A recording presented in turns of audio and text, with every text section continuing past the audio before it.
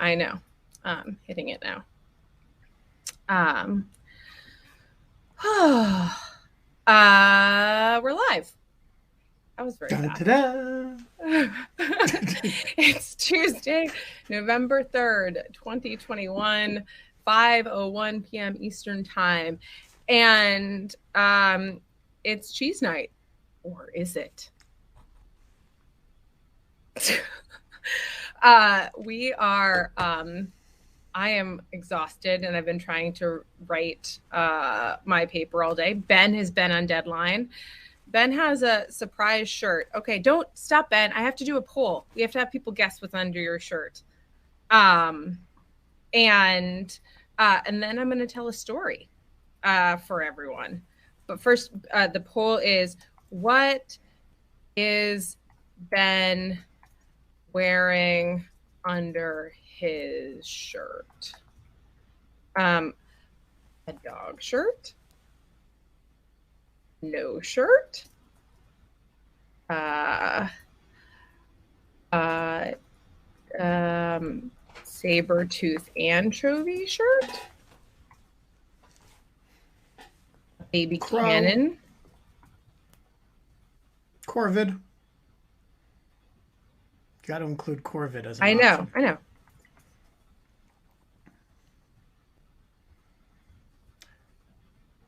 Hold on. And then Oh, also, Steven points out that Fluffy Poodle shirt should be in the poll. but that's a dog shirt. It's true, although there has been a No, lot of no, speculation about. Okay, okay. no, no. It's It not counts as a Fluffy dog Poodle shirt. shirt. It can't be a separait thing. That's not a good Okay, experience. okay. I'm not Okay. going to argue with you about it. It's not that important. um, wait. There was one more. I was going to a lion shirt. Okay. Oh, wait. There's one more. Lizard gecko shirt. Okay. And Do I get to apple. vote? No, I don't know. Do you get to vote? I do, actually. Okay. There you go. And I'm just sitting here waiting for the poll results to come in. Yeah. It's a lot of stress. Let's see.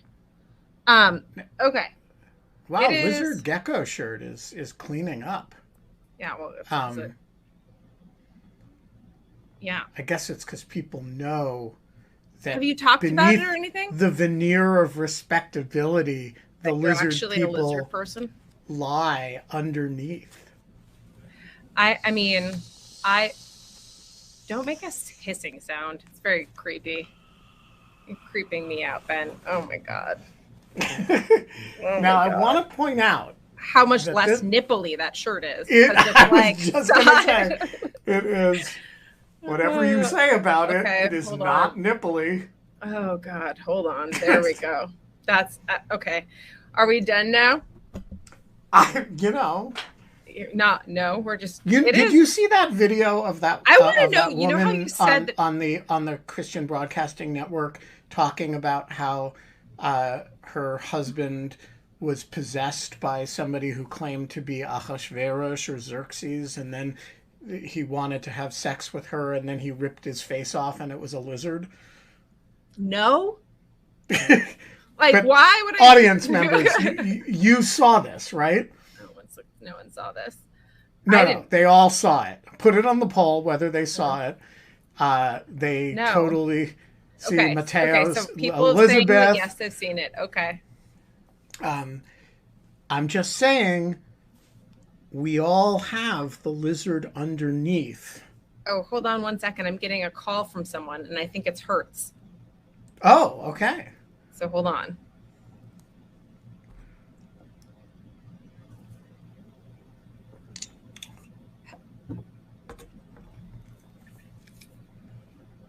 Should I keep talking? Hello? Yes, it is.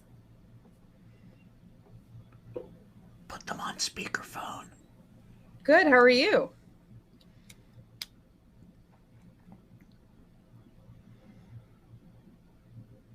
Speakerphone. to get a little bit of additional feedback and see how I can further assist you, make sure that, it sounds like from what I read, you didn't receive the best customer service, and that's definitely not what we're known for. So I was just calling to receive additional feedback in regards to what happened. Yeah. So what did you read? So if I'm not mistaken, I read the post that was posted on Twitter, so that you waited several hours at the Brooklyn location, and you and a couple other customers were left stranded without vehicles. And basically it sounded like maybe the representative, I don't know, I wanted to receive additional feedback from you before I reached out to local management team. I don't know if she didn't have any cars or if she just wasn't willing to release a vehicle to you. Again, I just want additional feedback so we can know exactly what happened and try and make the situation into a positive. Yeah. Well, I tried to submit a complaint on your website. And to attach the 5-page complaint that I posted on Twitter that was with my reservation numbers and everything else. But it was, I got an error message when I tried to post it, and it wouldn't go through. And so that's the first thing that seems kind of irregular. But then the other thing that was really problematic was not just that she didn't have cars, supposedly, but that every time I called, there seemed to be cars available, but at 5 times the rate that I had originally been quoted, which just seems a little bit like extortion. So I just wanted to see what that problem was. It also took me over 15 calls to finally get a rental car. Okay, yes, we will definitely make sure that gets addressed. So the way, so our prices, unfortunately, they do fluctuate.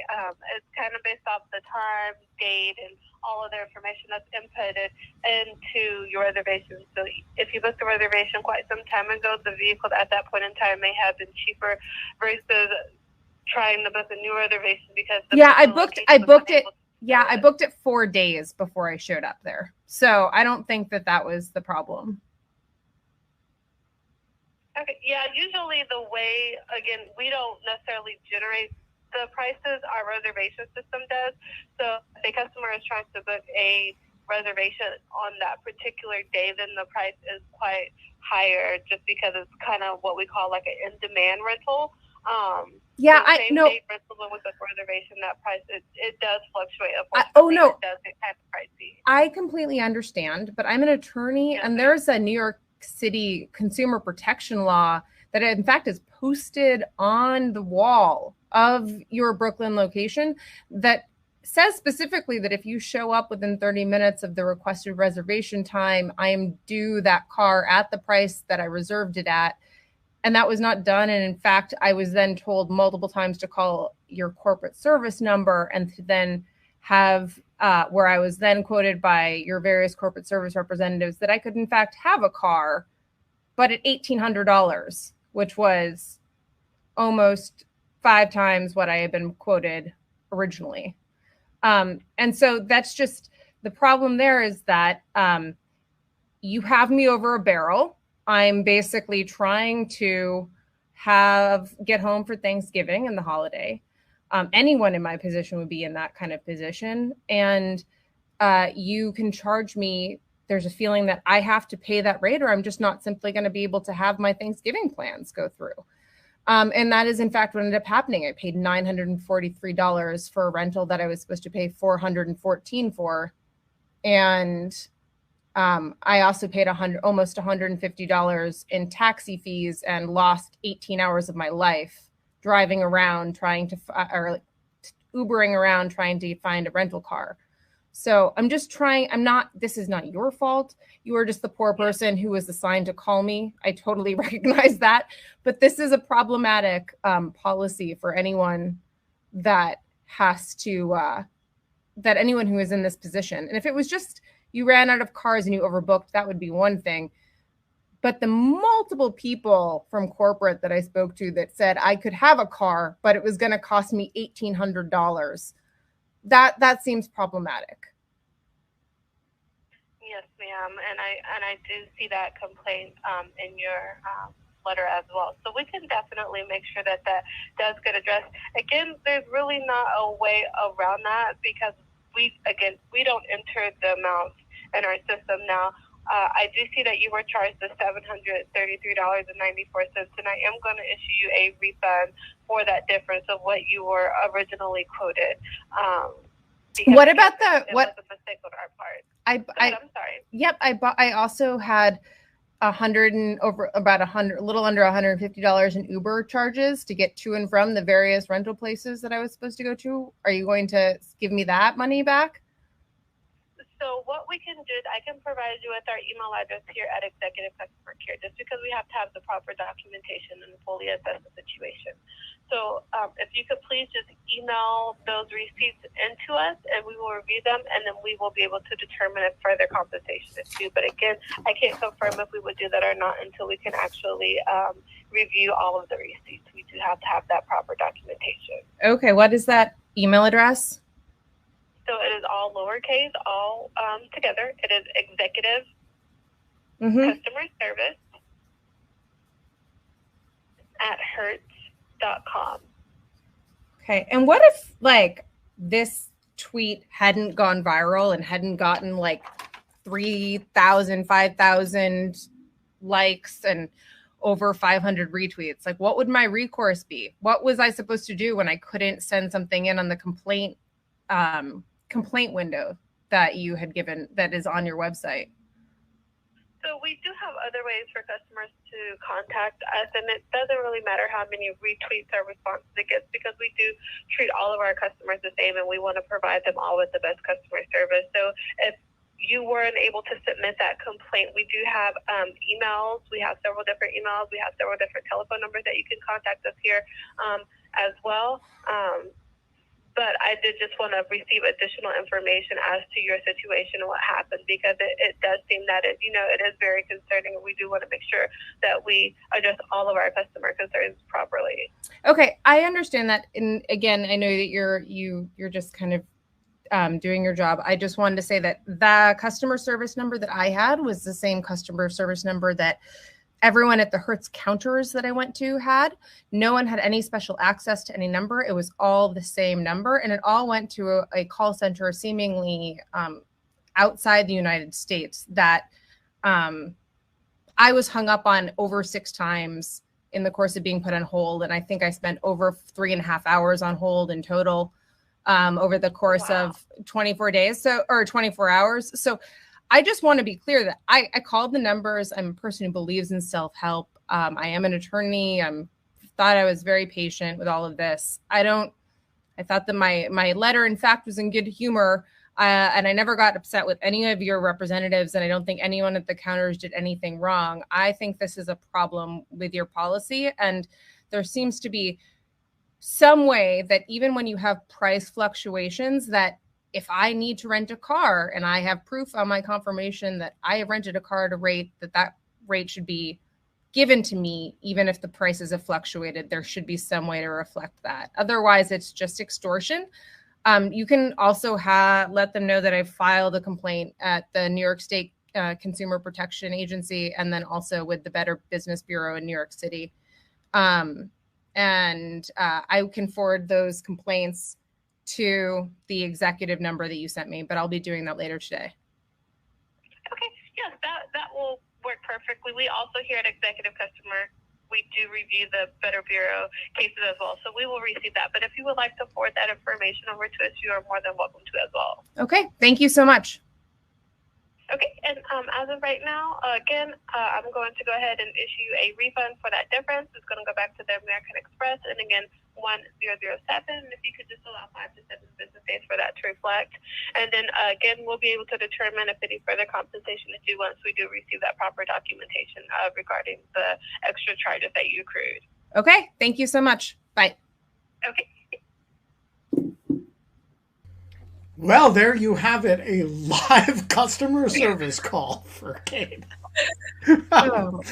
That's our first here. We've been doing in Low of Fun for 556 episodes, and we've never brought you a live customer service call before. But there it was, successful. There was there was an apology. There was a refund. And tomorrow, I will pay my bills. It's gonna be fabulous. Oh my God. Well, that was hilarious.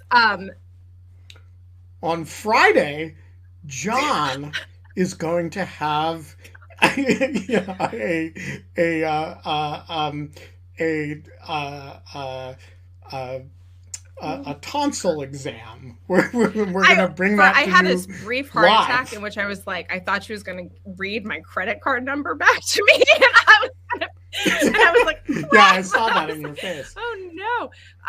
Okay, well, I was going to tell the story of what happened, so maybe I should do that, which was. Yeah, I think you should, because like there are some I know. bewildered members of the audience now. Okay, well, you can kind of follow along at home. No, Tim, we're not going to have John do a colonoscopy. No. On Oh my God. It's not. That's not I appropriate. am like shocked, frankly. Just FYI, that this has gone so viral. It has over 3,000 likes right now on Twitter, and it has been retweeted or quote tweeted over 900 times. I thought it was a very mundane story that I tried to like put some humor into on this thing, but to make a long story short, we had booked a reservation home. Thanksgiving is a very kind of rough time for us, for personal reasons. And we always go home to, or have Thanksgiving rather, with John's mom, because it's just like a rough period for us as a family. So it's very important we go home into Rochester. And then, so we booked this car. I booked the car for about $343 with taxes. It was $414 for the week. I did a bunch of shopping around. I booked it at hertz.com, not through Expedia or something like that. And it was for noon on Sunday. And I left and to go to the rental car place, which is a few blocks from us. Got to the rental car place like a little after 12, not like within like 15 minutes of like 12. And there's 15 people in line at the basement of this like car park place. And I stand in line. I'm standing in line for a few minutes, and people are like all talking to each other. I can hear one guy trying to call the rental car company. And I go, what's going on? And they're like, oh, well, the rental car lady just came and said there's only one of them. There's only her. And she's not going to serve anyone else after this guy with the plaid shirt. She just like arbitrarily picked a person and said, you weren't here, or you were here by this time. Everyone else is late and your reservation is canceled. You violated the terms of your reservation. Like, I'm not serving you.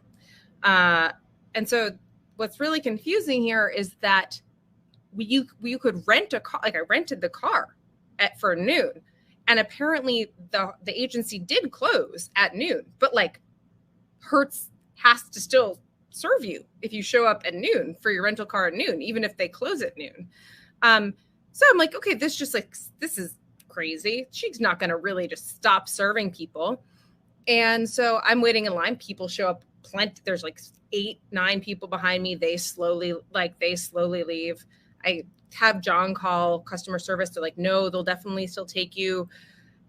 And he gets also quoted, like, if she goes to Union Street, which is like a few blocks away, a couple miles away, she can, we can transfer her rental there, but it'll be $1,800.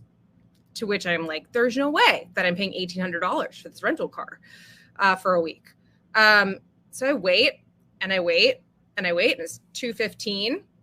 I've been there for 2 hours in this basement without any service of like any cell service. And I'm standing in this basement and... Now, wait, the first question we got to interrupt and ask is, were you in a murderous rage yet?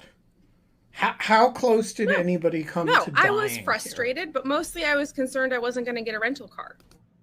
I just was not. I just like... So like, not in a... Like if who was here's I going to be? Normal Kate mood, and here's like there's actually a dead body. You were kind of like here. Yes. I was like mildly annoyed because I'm going to keep this measure. You're going to be surprised actually, because I do. Because you stay kind of here the whole time.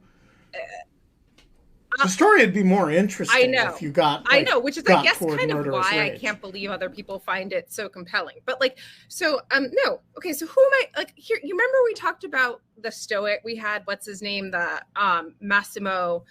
I think his name is the philosopher who had written the book about leading a happy life and kind of everything else. And you weren't on this show, but Scott was, and he came on and talked about how there are things you can control in life and there are things that you can't. And so I was just sitting there because I was like, I'm at this woman's mercy. Like, I have to be nice. First of all, it's not her fault. I have to be nice to her. If I'm mean to her, she's almost certainly going to not do me the favor of giving me a car. And second of all, like, she's probably having a shitty day too. It's 2:15. She was supposed to stop working at noon and she's still here, right? Making an hourly rate. It hurts. Like, this sucks, in the basement of a parking garage.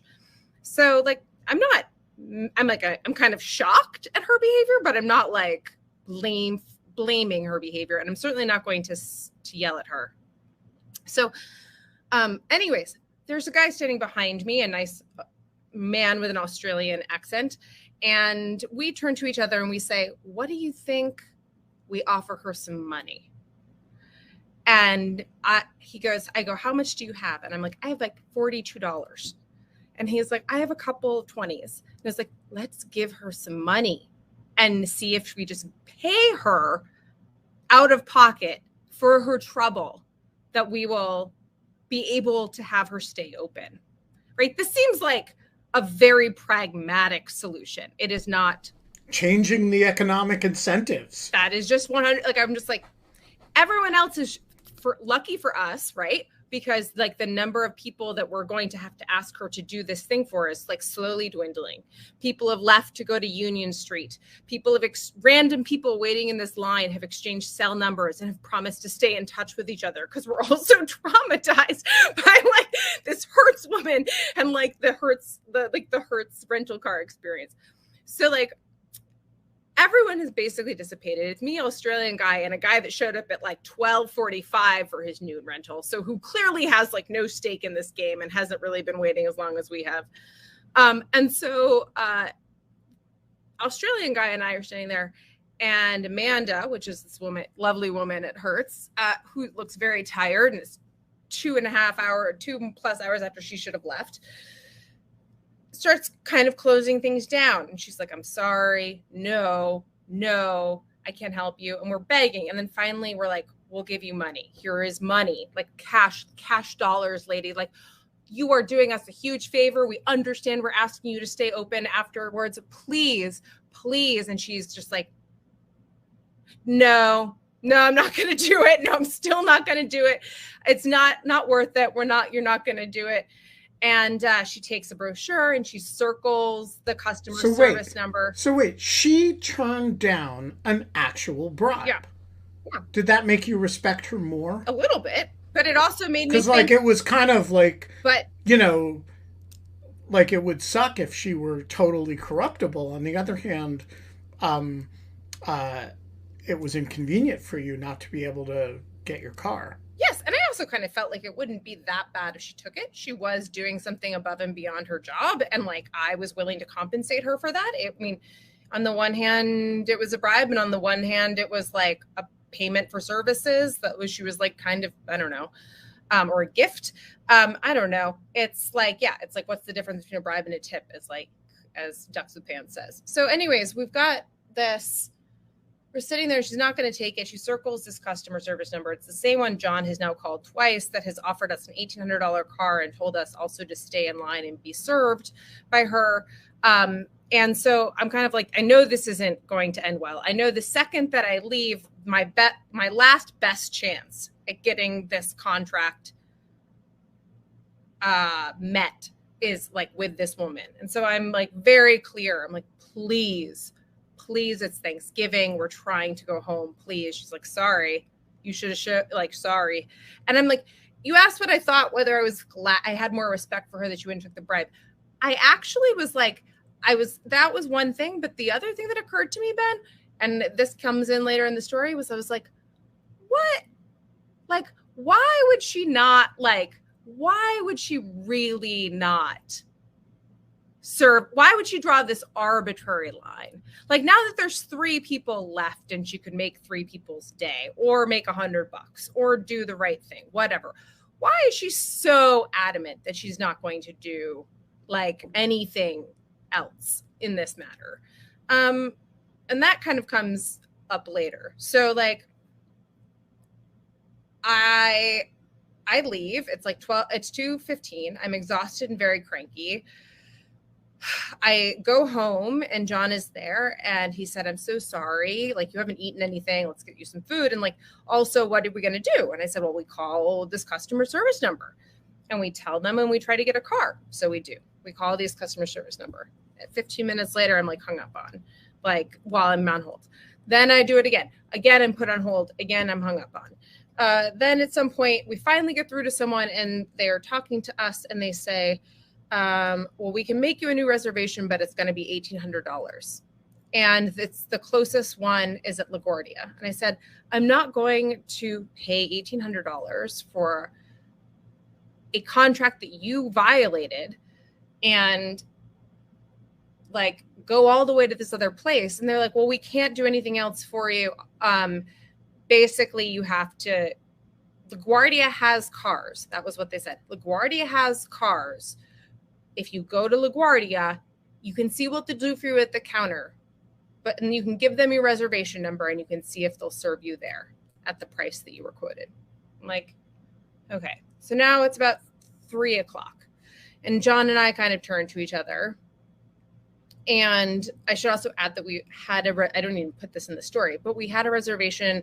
We were going to make a nice, relaxing weekend out of this. Instead of driving the whole 6 hours straight to Rochester, we were going to stay overnight at like a little inn that I had heard about that was really cute. And like, it would cost like $400 to book and it was non-refundable.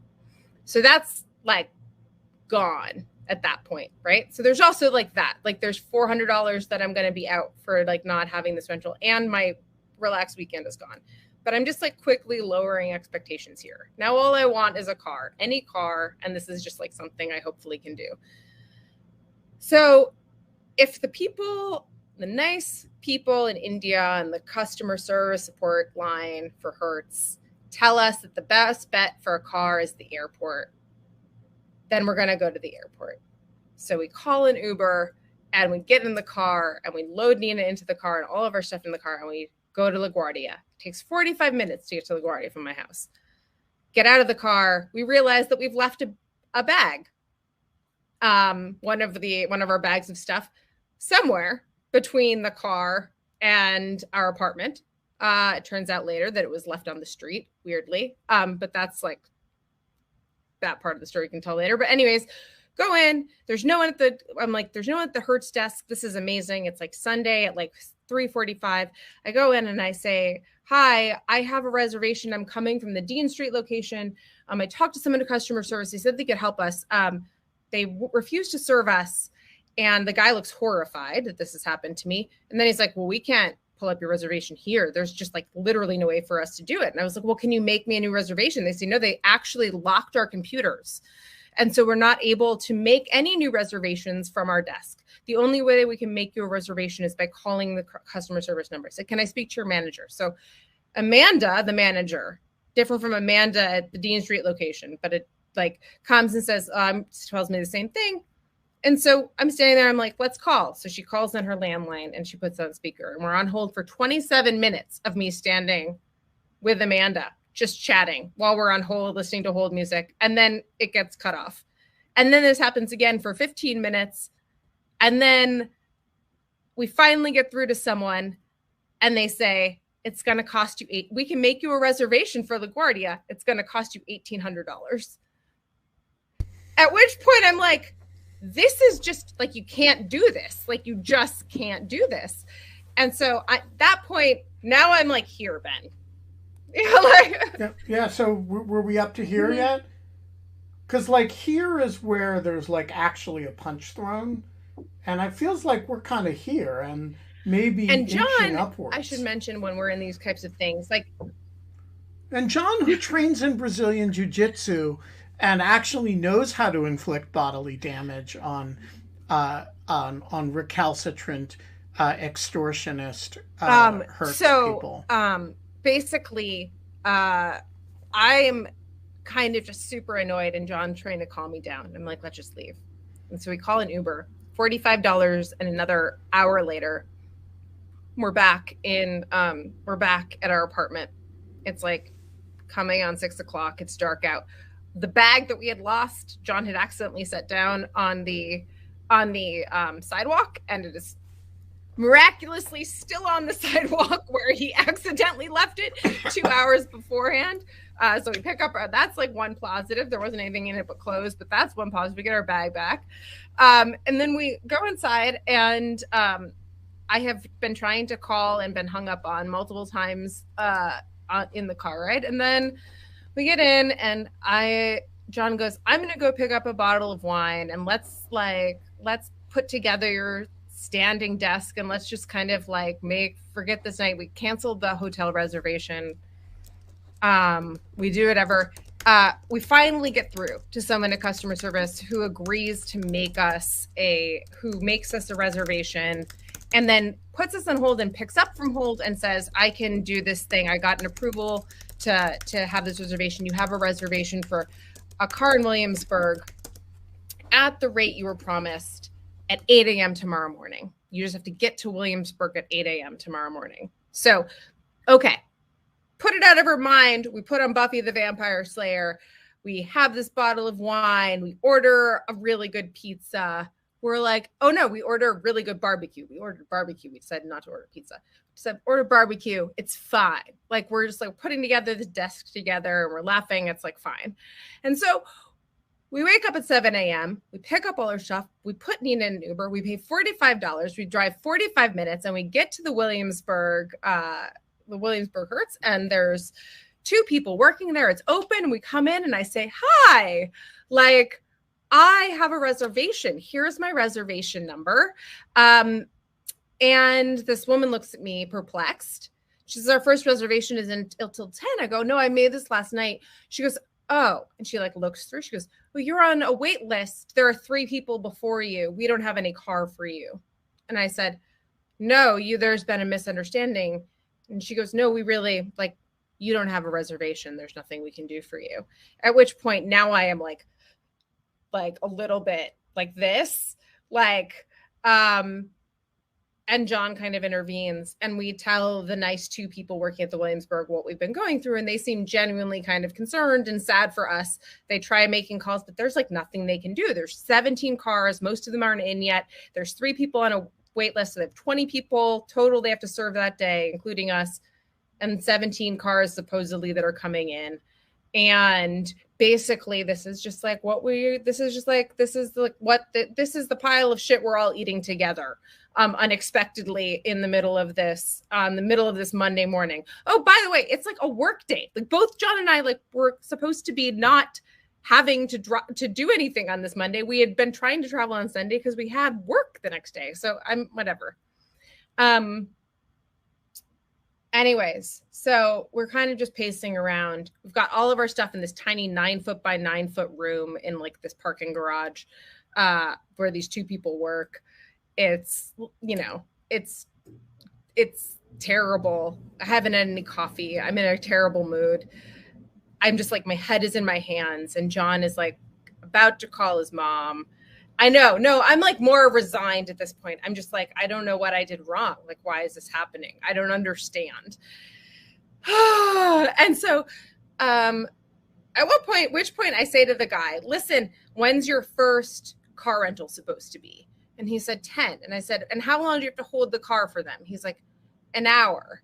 And I said, okay, so 11 o'clock is our first chance at someone missing their rental. And I think he realizes at this point that like we will sit there all day in this tiny 9 by 9-foot room and like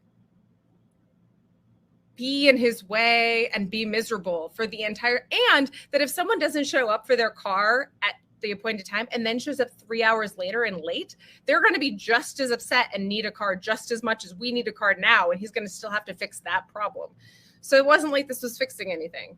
So he's like whispering with the other person in the room. And then finally he goes, do you want to take this car that has a mechanical? We're like, what's a mechanical? He's like, it's not even the size that you rented. Is that okay? I'm like, oh my God, dude, do you think I care about like the car? Like, I mean, does it run? Like, does it have 4 wheels? I mean, actually it could have 2 wheels. I'd take a motorcycle at this point, like whatever you've got. And he's just like, yeah, the backup cam doesn't work. So it was about to go to the shop. And so like, and I'm like, the backup cam doesn't, that's not even a necessary component of a car. Like most cars don't have backup cams, my dude. I also just want to point out that the Reverend Dr. Hillary Livingston correctly points out that mechanical is an adjective, not a noun. And to say it has a mechanical is just the kind of jargon. It's the kind of, it'll actually push you into the murderous rage. So yeah. So anyway, so they go like, and we're like, he's like, okay, I'll go get this car. This car shows up. It is a tiny little Kia Fiesta. It has like no gas. The backseat is covered in some type of mysterious fur. There is like kind of stains all over the dashboard and the cup holders. And like, it is the most beautiful car I've ever seen in my life. Like, I'm just like, yes. And so she's like, okay, great. I'm going to check you out and get you out of here. And so the other woman, Mysterious Fur is a good name for a band. I know. So we kind of are like, okay, we're going to check you out. And as she's checking us out, she goes, well, this car is going to cost you $943. I go, well, what about the fact that we were promised this rate? She goes, oh, they never actually made you a new reservation. They just put a note on your previous reservation that you should be charged this rate. But I have to call my supervisor and see if her supervisor isn't there. I have to call my supervisor and see if she'll approve it. Supervisor doesn't know for shit what's been going on to us or anything else. She calls her and the supervisor says, no, charge them the full rate. I don't care what it says in this thing. At which point John and I just kind of look at each other and we're just like, okay, we'll pay it. So that's what you just got reimbursed for. Yeah. So that's what I just got reimbursed for. So we got reimbursed for that. So now, but we're still at $150 in Ubers and $400 for a missed hotel reservation, plus 24 hours of our lives. So yeah, well, they can't give you that back. I know. I mean, that's like, when you've been in prison for a crime you didn't commit, they can compensate you for it, but it's like you're not getting 18 years of your life back. So we get in the car and we start to drive home, and I'm going to leave the story there. That's like we got home in one piece and I was exhausted and very cranky. And then I wrote it up in a Twitter thread, and the Twitter thread went viral today for some reason. I don't understand why. Because everybody hates car rental companies. Well, I think I found the one thing that people hate more than Facebook. And it is Hertz. Actually. So while you were telling this story, I wrote a letter to Clothing Monster. Oh my gosh. Right, exactly. Because I felt that inspired by Devin Nunes' lawyer. So I want to read it to you all and share it. Because I noticed that this was... I had never noticed that there was actually a contact form on the Clothing Monster website. So you'll see I uploaded a file here for clothingmonster.pdf, which is the entire history of our correspondence. And it's got the order reference, so they can't, pretend that they don't know what I'm talking about. And I wrote, Dear Mr. or Ms. Monster, I just noticed that your website has an alternative means of contacting your good self. Here's another attempt to inquire after my poor fluffy poodle t-shirt. See attached correspondence for details. I am currently on a live stream show discussing the fate of my fluffy poodle. No, we're not. Discussing, I've got to fix that. My co-host, Kate Klonick, just talked live on the show with Hertz Rental Car about the appalling customer experience she received over the Thanksgiving weekend. The audience, inspired by this, wants me to call Clothing Monster live on the show to discuss the fate of... a fluffy poodle shirt. Fluffy poodle shirt. Color me, not fluffy poodle shit. Color me intrigued, but there's a problem. This is true, by the way. I noticed there is no telephone number for customer service on your website. This makes me concerned. Does Clothing Monster not have a telephone? Does it have a country code in the Seychelles or something? Would you like to come on in lieu of fun show and discuss why you don't have a phone number and what the heck happened to my fluffy poodle shirt? Please let me know and send me a phone number and a fluffy poodle shirt. Warm regards, Benjamin Wittes. There, I'm confirming that I'm not a robot, and I'm sending it. So you have all seen. Oh, it was successfully sent. I'm screenshotting that. So I'm going to add this to the Twitter thread. And now you've all witnessed that I contacted Clothing Monster about this. So if there's any doubt about it, and Devin Nunes's lawyer is my representative on this, because this was her idea. I think we should go to audience comments on this whole ordeal you've been through, KK. Yeah, I agree. Let's see. I'm trying to let's see.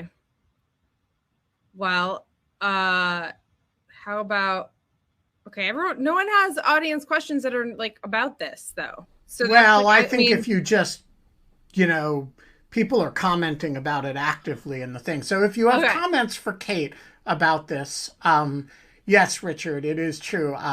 This is the first true evidence you guys have that I am not a robot, but it is dispositive evidence. I mean, I just want to say that, like, I think that there's, I don't know. I also feel a little embarrassed because I didn't read over after reading it the first time. I didn't read over the letter, and then I just posted it in image form, and like there's like a bunch of little typos all over the letter, and I feel really dumb for writing a letter. No, but that's gonna affect your later life. I mean, there's some important box that goes in that's like when you want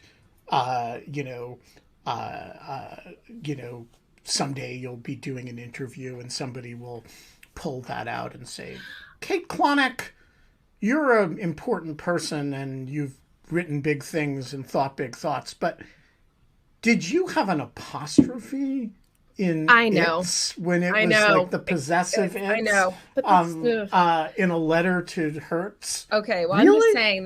I'm just saying that I feel, it makes me feel it's annoying. But anyways, I really didn't think anyone was going to read this. I, in fact, was like, if I really wanted people to read this, I would have written it in a Twitter thread. No one's going to read hold on, let me see how many. I think it is almost, I think it is probably close to 3,000 words of like complaint about a rental car on the holidays. But I do think that it's, anyways, it's kind of amazing how universal it is to be screwed over by corporations. And, for example, that if there wasn't something like a law to make sure that to protect consumers, like how little power that they would have. So this is actually serving to, like, not that I didn't already feel this way about consumer rights on things like Facebook or Twitter or whatever else, but it reinforces my belief that there should be some baseline in having an answer to these types of things. Okay, there's let's see, hold on, let me oh wait, no, okay. Okay, I'm writing on Ev. I don't like what I want to know. I want Ev to tell me. I want you to tell me, Ben, what should I do next? Should I update this thread and like always update the thread? Even as we speak, I am updating the poodle shirt thread. But I don't want this to keep going on forever. Like, I know that sounds. Oh yes, like, you do. No, I kind of do. I mean, it's like I've lost like half the day, like of stuff I was supposed to do, like maintaining this thing. And it's like fun a little bit, but mostly it's annoying. And like the other thing is that like what I mean, well, I guess I'll still like they'll have to I can still file a complaint and maybe there's like triple damages or something. I have to do a little bit of work to figure out what some people are saying that like states like Massachusetts gives you treble damages in this type of situation. Anyways, Ev, Hi. what do you think I should do next? Do you think I should just let it go and like disappear? Yeah, you're on I now. You're on a high. What? You're on I. Yeah, I think I just let it go. Yeah. I mean, maybe I update to say that but like they contacted me, and what if they contacted me, and I really do think it's kind of illegitimate that I don't think there's any way in hell that I would have gotten like a call from them, from their Oklahoma office. The phone number was in Oklahoma. They were it was an English speaking person, a native English speaker, from what I could tell, because there was no trace of an accent. It was just like a very nice, wait, you were listening. What am I even telling you this? You heard the thing. But there was like, my point is that every customer service person I had called, like there was no one that I could talk to that could help me. So, I don't know. Doesn't this seem very like inequitable? Like that's life. I know that's life, but like, why? Anyways, like this shouldn't be life. You shouldn't be. Yeah. Anyways, I don't know. It's. Yeah, I should let it go. Maybe. Ben just wants to keep talking about Clothing Monster. No, I'm done. I updated Clothing Monster with my latest letter. I updated the thread. What if they offer you a refund and your fluffy poodle shirt comes? Do you think I don't care about the refund. I just want the fluffy poodle shirt. Okay. Great. That's what I thought. But I also want my letters answered. I feel like when I take the time to write correspondence, they're pretty funny. Like I put a lot into those. Yeah. I mean, they were pretty funny. I really like Dear Mr. or Mrs. Monster. I mean, you're also assuming that it's not a Ms. I have to say that No, I say Dear Mr. or Ms. Monster. It is. Okay. Never Mrs. Okay, good. No, I don't assume that the female monster is married. Yes. Nor do I refer to married women by Mrs. Yes. No, it's okay. Mr. or Ms. Monster. Do we have like an image of like what? Now, there's a possibility that the monster has a doctorate, and that's true. Unfair to both Mr. and Ms. Monster to not be calling him or her Dr. Monster. I would like to ask, can we like, where do you think Mr. and Ms. Clothing or where do you think they live, and in what type of abode? Well, I don't know. I'm worried that they're in like some shady locale. Oh, John H. found the phone number. Yes. I didn't. There's a phone number for it's. Wait. How did John H. Bring on John H. So let's just talk. Okay, hold on. Bringing on John H.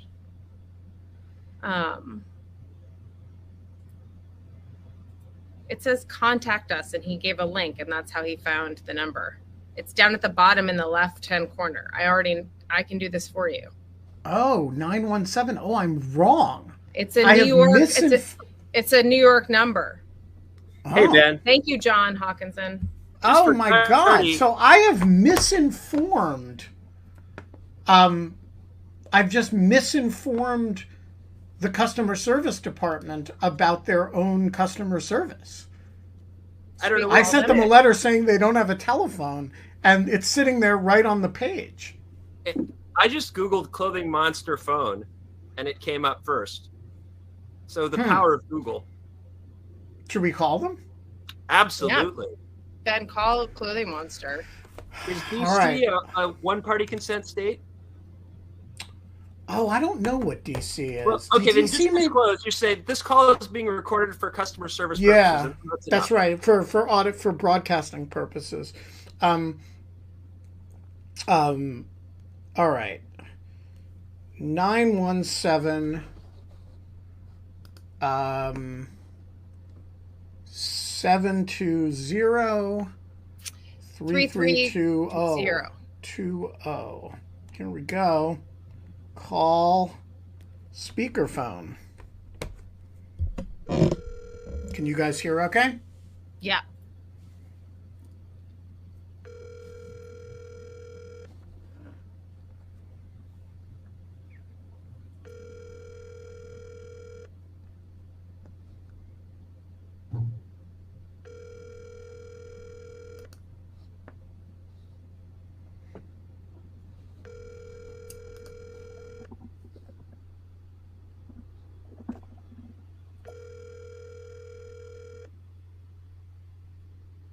Then it's still ringing. You know, it's not clear to me that they speak English anyway. They may only speak monster. I think we're going to have to try them a different time. Oh. Welcome to Verizon Wireless. Your call cannot be completed as the called party is temporarily unavailable. Please try again later. Welcome to Verizon Wireless. Your call cannot be... Okay, so Clothing Monster's customer service number is a cell phone. Not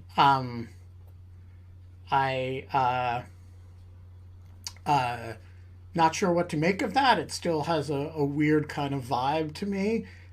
Look, I don't want any problems. Just like Kate just wanted her car, I just want a fluffy poodle shirt. I wanted my car at the paid for rate. I didn't even want it free. I don't want anything free. I just want I don't want fluffy poodle shirt for free. Yeah. All right, we're this is the most self-absorbed show we have ever done. Ever. I'm like very embarrassed about it. A little, like almost as embarrassed as the typos in my shirt. I'm also starving because I've been like trying to write all day, and you've been trying to write all day. Maybe we should feed you. Okay, yeah. So we're going to have to wrap in like 8 minutes. And in that time, I want to talk about what we have for the rest of the week. So we have Scott is going to come on tomorrow and play Where's the Lie? No. Change of plan. Oh. Stuart Baker is coming on tomorrow for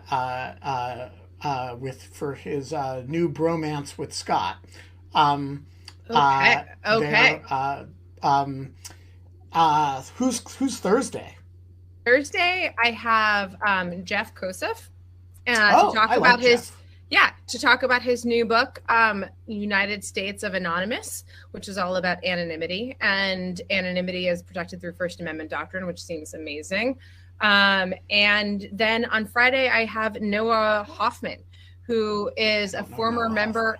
No, you don't know him. He is currently I think a sophomore or junior at Brown University. He is 28 years old, and he is a former member three times of the U.S. Cross-country ski team. And he has very strong opinions about doping in Olympic sports and has done a lot of work like a lot of kind of activist work since he's retired. I'm going to talk to him about what it was like to train for the Olympics for most of your teenage and young adult life. And then getting to tell people that when you're 26 years old that you're retiring is like kind of hilarious. And then I talked him into applying to Brown. So we'll see how that's going. How do you know? Through mutual friends. We just have I think I've told you I have a bunch of friends who are very, very, John was on the cross-country ski team at Dartmouth. Now one of our best friends is the coach of the cross-country ski team at Dartmouth. There's just we vacation with a bunch of people who are all from that cross-country ski team. I just know a lot of people on the cross-country ski team world. It's a very small little world based largely in Vermont and New Hampshire. But anyways, so that should be kind of fun. And that'll be on Friday. And then we're going to be in December. And I can't believe it's going to be December. It's kind of insane. It is going to be December. And that's terrible. Yeah. It snowed here this morning. Did it? Is that your first snow? 60 seconds. Yeah. Yeah. But it was traumatic. You know, it's DC. When it snows here, we all panic and get upset. Yeah, I know. I think I told you that the first winter that I moved to DC when I was starting law school was the winter of that February snowstorm in which there were 3.5 feet of snow all at once, and the city was paralyzed for like 2 weeks. It was quite traumatic. Yeah, it was very exciting. Rob in Maryland just shared in the chat that I don't know how he purports to know this. There's a bunch of websites that measure how good customer service is. At Clothing Monster has only 28 total customer service calls, and only 7% of issues are resolved. I would say my duration of call brings down the average significantly, but I venture the guess that the audience size for this customer service call was pretty big for them. So we're going to keep up the pressure on Hertz to reimburse Kate. No, they only need money back. I don't even really want the money back from the champagne, because I would still give the champagne. Oh, I forgot that part of the story, Ben.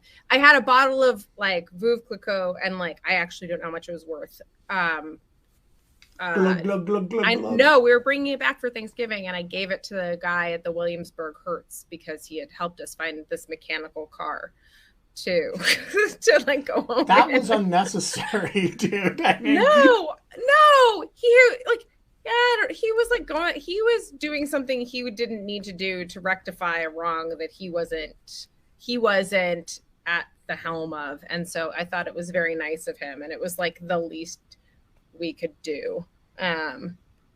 Anyway, wow, Rob in Maryland with the dirt on Clothing Monster. He writes, this is a quote, "Never again. 1.0 stars. I didn't receive my order.